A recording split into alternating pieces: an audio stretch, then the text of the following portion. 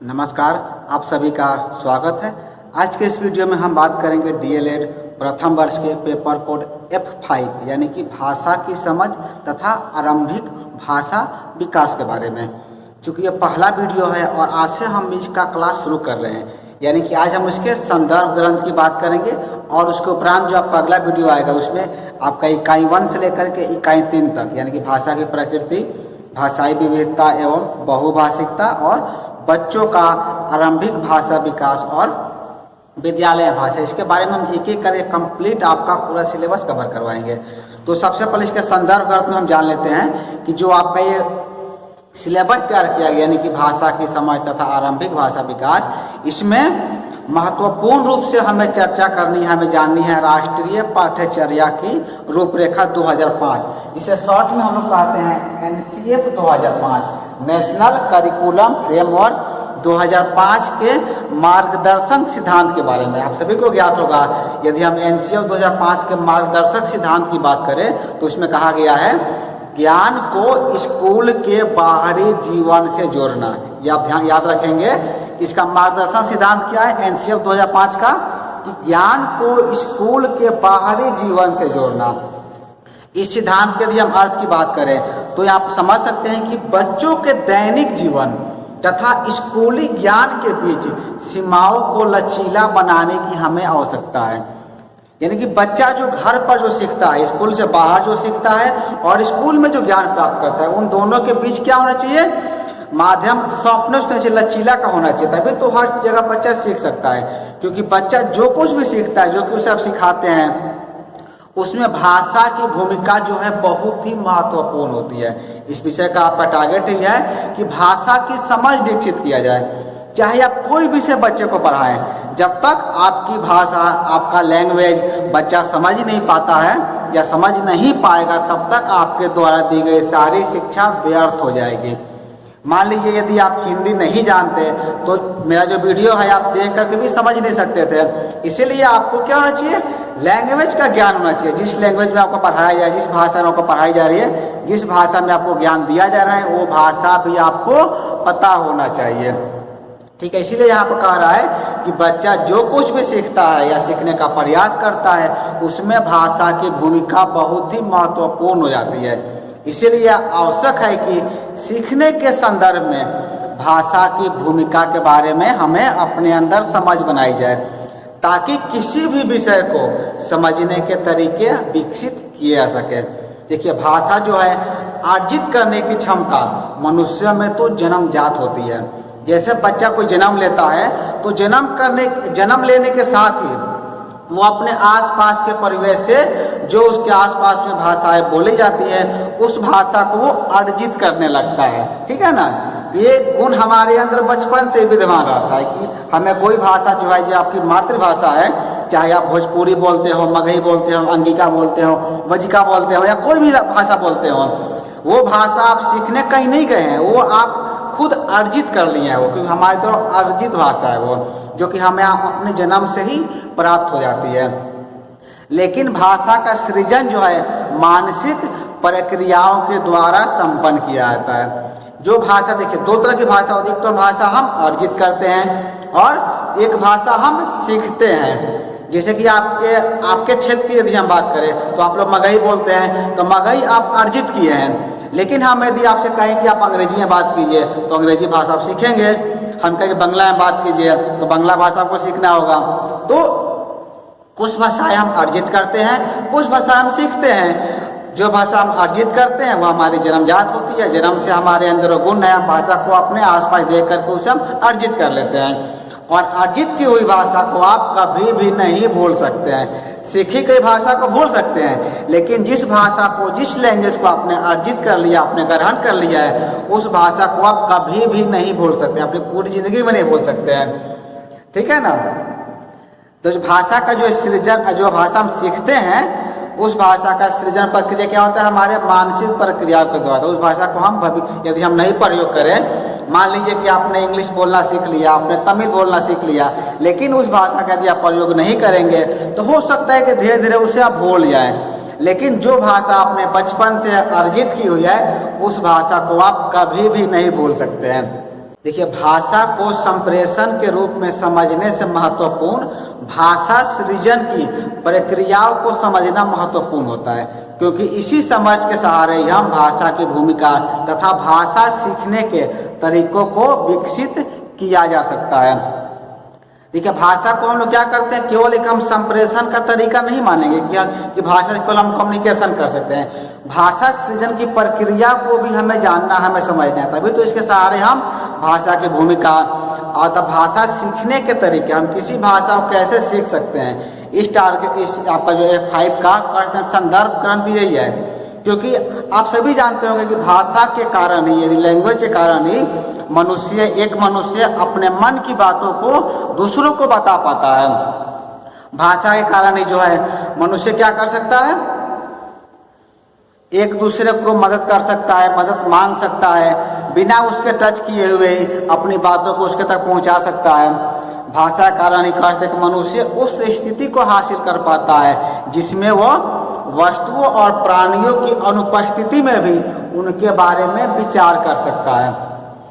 जैसे कि अभी आप घर पर हैं, हम यहाँ पर हैं, लेकिन भाषा के सहारे हम एक दूसरे से कम्युनिकेट कर रहे हैं, एक दूसरे से बात कर रहे हैं। तो लैंग्वेज ही है वो जो मनुष्य को कह सकते हैं कि एक दूसरे से अपनी बातों को कहने का, बिना छुए हुए, बिना टच किए हुए उसे अपनी मन की बातें बताने का, उसकी अनुपस्थिति में भी उसके बारे में सोचने का, सब चीज़ें हमें क्या करते हैं, मौका प्रदान करता है, जिसमें हम हर चीज़ों को सोच सकते हैं, विचार सकते हैं, अपनी मन की बातों को लिख सकते हैं, या अपनी जो मेरे मन में ख्याल आ रहे हैं, जो विचार आ रहे हैं, उसको हम दूसरे के समक्ष प्रस्तुत कर सकते हैं।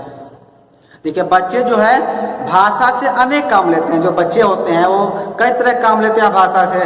वो सवाल पूछते हैं, वो कई बार आदेश भी देते हैं, यानी कि ऑर्डर भी देते हैं, विश्लेषण करते हैं, कल्पना करते हैं, वस्तुओं और प्राणियों के बारे में वो विचार करते हैं, उनसे आपसे वो प्रश्न करते हैं। कई तरह के काम जो है बच्चे भाषा के द्वारा करते हैं। इन सभी कामों के लिए क्या कर सकते हैं, आप कह सकते हैं कि बच्चे भाषा का ही प्रयोग करते हैं। स्कूल में भी, विद्यालय में जब बच्चे आते हैं तो स्कूल में भी इन कार्यों के अवसर उन्हें हमें उपलब्ध कराने चाहिए। देखिए, कई बार होता क्या है कि विद्यालय में बस टीचर बोलते हैं, बच्चे अपना गए नोटबुक में लिख लिए, लेकिन हमें करना यह है कि बच्चों को भी मौका देना है, बच्चों को भी वहाँ पर प्रश्न करने देना है। बच्चे भी क्वेश्चन करेंगे, बच्चे भी बोलेंगे, तो क्या होगा, उनके अंदर भाषा का डेवलपमेंट होगा, भाषा का विकास होगा। देखिए, इस कार्य से जो है बच्चे को तो फायदा होगा ही, इसके साथ ही साथ आपको भी बेनिफिट होगा, यानी कि अगर प्रशिक्षक को भी बेनिफिट होगा। वो बेनिफिट यह होगा कि पहली बार वो ये समझ पाएंगे कि बच्चे कौन कौन सी भाषा का प्रयोग करते हैं, किस भाषा में बोलते हैं, और किस भाषाई क्षमता को उनके अंदर बढ़ाने की उपयोगिता है। यानी कि बच्चे जब आपस में आपसे कम्युनिकेट करेंगे, आपसे बातचीत करेंगे, तो आप समझ सकते हैं कि बच्चे जो है किस लैंग्वेज में अपने आप को कंफर्टेबल महसूस कर रहे हैं, किस लैंग्वेज में बच्चे आसानी से आपसे बोल पा रहे हैं। तो जेन्युइन है कि बच्चे जो है अपने क्षेत्रीय भाषा में बात करेंगे, तो आपको भी चाहिए कि आप भी क्षेत्रीय भाषा में उनका जवाब दें। और धीरे धीरे अब आगे जो है जो भाषा आप उन्हें सिखाना चाहते हो, हिंदी हो या अंग्रेजी हो या जो भी भाषा आपको विद्यालय में सिखानी है, उन सब चीज़ों को भी आप उनकी भाषा में कन्वर्ट करके, उनकी भाषा में बदल करके आप बताएंगे, तो बच्चे बेहतर तरीके से सब चीज़ों को समझ सकते हैं। देखिए, यहाँ पर एक टर्म आता है मल्टीलैंग्वेलिज्म का, यानी इसका मतलब होता है बहुभाषिकता। बहुभाषिकता का अर्थ हुआ यानी कि एक भाषा से अधिक भाषा जानना। तो ये भी हमें करना है कि अब बच्चों को जो है बहुभाषिक बनाना है। आप सभी देखते होंगे कि एक भाषा में जो है अनेक भाषाओं का सम्मिश्रण किया जाता है, कि उसको मिक्स किया जाता है, जिससे क्या होता है कि भाषा को जो है वो भाषा और भी समृद्ध हो जाती है, यानी कि और भी रिच हो जाती है। जैसे कि यदि ये क्लास यदि हम बता रहे हैं तो आपको इसमें हम हिंदी के शब्दों का प्रयोग कर ही रहे हैं, साथ ही साथ बीच में कहीं कहीं अंग्रेजी के शब्दों का ही प्रयोग कर रहे हैं। जिससे क्या होगा, जिससे फायदा यह होता है कि आप किसी चीज़ को आसानी से समझ सकते हैं। देखिए, होता क्या है, कुछ भाषाओं में कुछ शब्द ऐसे होते हैं जो कि ज़्यादा कठिन होते हैं, उनका उच्चारण भी कठिन होता है और समझने में भी परेशानी होती है। तो उसको आसान बनाने के लिए हम लोग क्या करते हैं, उस शब्दों के अल्टरनेट या उस शब्दों के कह सकते हैं कि समकक्ष हम दूसरे लैंग्वेज से शब्द लेकर के उस भाषा में प्रयोग करते हैं, यानी कि उसे बहुभाषिक बनाते हैं। तो इससे फायदा क्या होता है, वो भाषा रिच हो जाती है, यानी कि वो भाषा समृद्ध हो जाती है कि भाषाओं में हो रहे सहज मेल जोल के प्रति हमारे अंदर स्वीकृति की भी भावना होनी चाहिए, जिससे क्या होगा, वह भाषा जो है बोझिल नहीं हो पाएगी और बच्चों के अंदर जो है भाषा में निहित बहुभाषिकता के गुण भी विकसित होते चले जाएंगे। यानी कि आपको, हमने बहुत लोगों को देखा है कि उन्हें लगता है कि यदि हिंदी में हम अंग्रेजी के शब्दों का प्रयोग करेंगे, हिंदी में हम उर्दू के शब्दों का प्रयोग करेंगे तो हिंदी का जो स्तर है वो गिर जाएगा। ऐसा कोई बात नहीं है कि भाषा में जितने भाषा को आप मिलाएंगे तो उसकी समृद्धि और बढ़ जाती है, उसमें कभी भी ह्रास हमें देखने को नहीं मिलता। क्योंकि आप सभी जानते हो केवल यदि आप हिंदी के शब्दों का प्रयोग करें, केवल अंग्रेजी के शब्दों का प्रयोग करें या फिर केवल उर्दू के शब्दों का प्रयोग करें तो क्या होगा, वो भाषा ज़्यादा जटिल हो जाएगी, बच्चों को समझना ज़्यादा मुश्किल हो जाएगा। इसीलिए हम क्लासरूम में क्या करेंगे, बहुभाषिक होकर पढ़ाएंगे, हर लैंग्वेज के शब्दों का प्रयोग करके अपने पढ़ाई को आसान बना करके पढ़ाएंगे, ताकि बच्चे बेहतर तरीके से आपके द्वारा कही गई बातों को आत्मसात कर सके, आपके द्वारा कही गई हर बातों को समझ सके।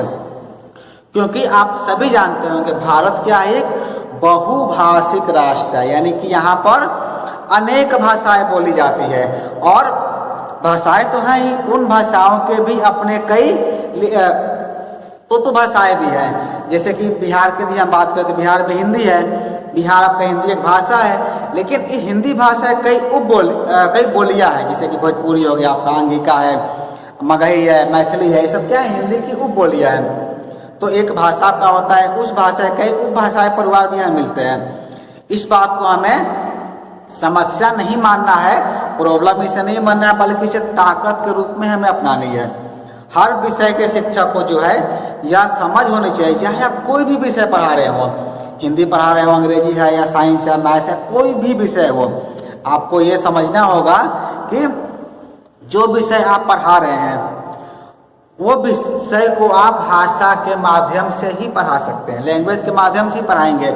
और जब आपके पढ़ाने का तरीका या लैंग्वेज में कैसा होना चाहिए, बच्चों के समकक्ष होना चाहिए, कि बच्चे जिस भाषा को आत्मसात कर रहे हैं, बच्चे जिस भाषा को आसानी से समझ पा रहे हैं, यदि उस भाषा का प्रयोग करके आप पढ़ाएंगे तो आपका पढ़ाने का तरीका रोचक हो जाएगा और बच्चे बेहतर तरीके से उसे समझते चले जाएंगे। लेकिन ये नहीं कि आप कह सकते हैं कि जो आपका उद्देश्य है क्लासरूम में, उस उद्देश्य की आपूर्ति आप कर सकते हैं, आप आसानी से कर सकते हैं। तो भाषा की समझ और आरंभिक भाषा विकास का मेन कंसेप्ट या मेन संदर्भ आपका यही है, यानी कि ज्ञान को, फिर हम एक बार रिपीट करेंगे कि ज्ञान को स्कूल के बाहरी जीवन से जोड़ना, जो कि आपका NCF 2005 का रूल है कि जो भाषा में बच्चे कंफर्टेबल हैं, जो भाषा बच्चे बेहतर तरीके से समझ पा रहे हैं, बेहतर तरीके से बोल पा रहे हैं, आपको भी शिक्षण का कार्य उसी भाषा में कराना है।